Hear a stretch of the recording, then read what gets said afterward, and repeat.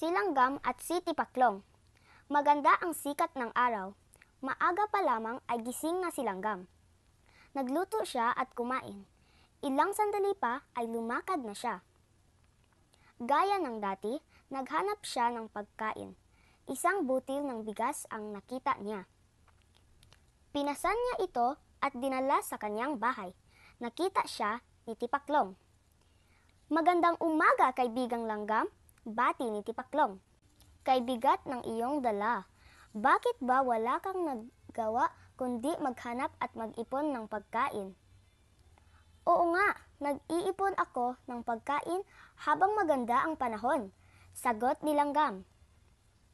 "Tumulad ka sa akin, kaibigang Langgam," wika ni Tipaklong.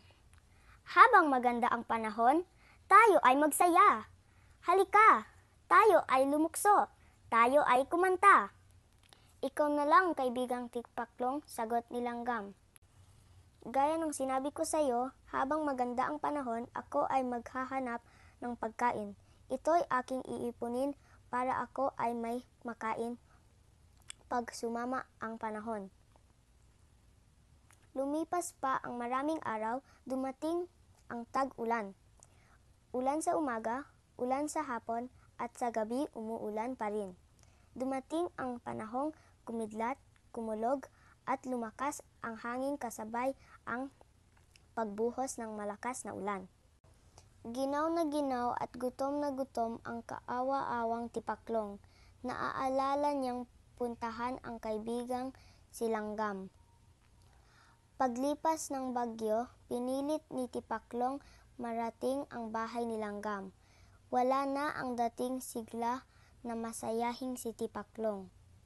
"Tok, tok, tok!"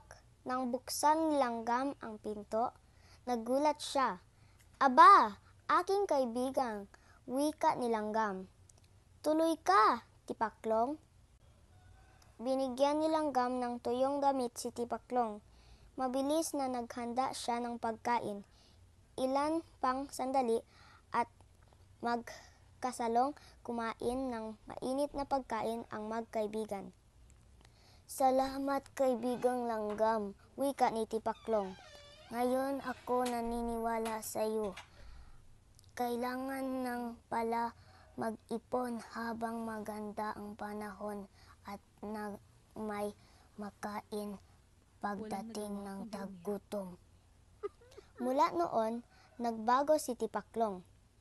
Pagdating ng tag-init at habang maganda ang panahon, ay kasama na siya ng kanyang kaibigan si Langgam. Natuto siya gumawa at higit sa lahat natuto sa mag-impok.